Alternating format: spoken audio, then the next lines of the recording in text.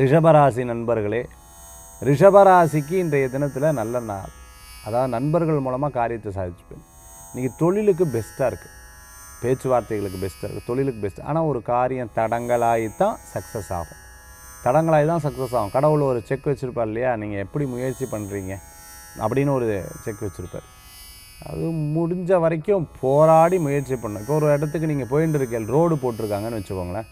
அந்த ரோடு போட்டிருக்காங்க, ஐயோ இன்றைக்கி ரோடு போட்டிருக்காங்க, தடங்களாகிடுது, நம்ம வேண்டாம் வீட்டுக்கு போவோன்னு திரும்பி போய்டுவேலாம். கிடையாது, ஆல்டர்னேட்டிவ் எதுன்னு இருக்கா அப்படின்னு பார்ப்பேன். இந்த வண்டியெல்லாம் எங்கே போகுது, நம்ம அந்த வழியாக பிடிச்சி அப்படி போயிடலாம் அப்படின்னு யோசிப்பீங்க இல்லையா.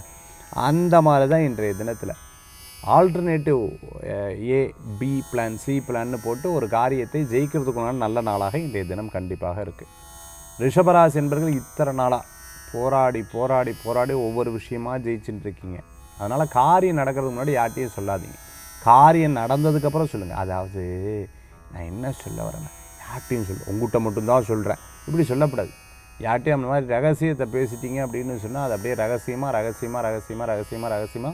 அப்படியே வெளிப்படுத்துகிறோம். அதனால் ரகசியத்தை வெளியில் சொல்கிறத தவிர்த்துக்கிறது நல்லது. ரிஷபராசி நண்பர்களுக்கு திருமண காரியங்களில் கைகூடி வந்துவிடும். பேச்சுவார்த்தைகள் வெற்றி பெறும். கணவன் மனைவிக்குள்ளே கோச்சுண்டா பேசிண்டான்னா கொஞ்சம் நேரத்தில் ஒன்று சேர்ந்துடுவா. ஒரே ஒரு காஃபி முடிஞ்சுது. அதே சமயத்தில் பால், அதே சமயத்தில் டீ, எனக்கு போடுறியா இல்லையா, சாப்பிட்றலாம் இல்லையா அப்படின்னு சொல்லிவிட்டு ஒன்று சேர்ந்துடுவா. அந்த மாதிரி ரிஷபராசி என்பர்கள் யாருக்கும் எதுக்கும் கவலைப்பட வேண்டாம். நல்லபடியான காரியங்கள் நடக்கும். உங்கள்கிட்ட பேசாத இருந்தால், அதே சமயத்தில் எங்கூட சண்டை போட்டால் எல்லாம் மாறிடும். கடைசியில் உங்களுக்கு சாதகமாக இன்றைய தினம் நடக்குங்கிறேன்.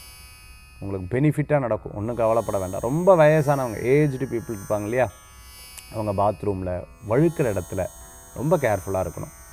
அதே சமயத்தில் எலும்பு சம்பந்தமான பிரச்சனைகள் இருக்கவங்க, ஏதேனும் கட்டு போட்டிருக்கவங்க, இவங்கெல்லாம் கொஞ்சம் கவனமாக இருக்கும். ரிஷபராசி நண்பர்கள் இன்றைய தினத்தில் வழிபடக்கூடிய தெய்வம் பார்த்திங்கன்னா முனீஸ்வரர் வழிபாடு, ஐயப்ப சுவாமி வழிபாடெல்லாம் நல்ல பலன்களை தரும் அற்புதமான வழிபாடு.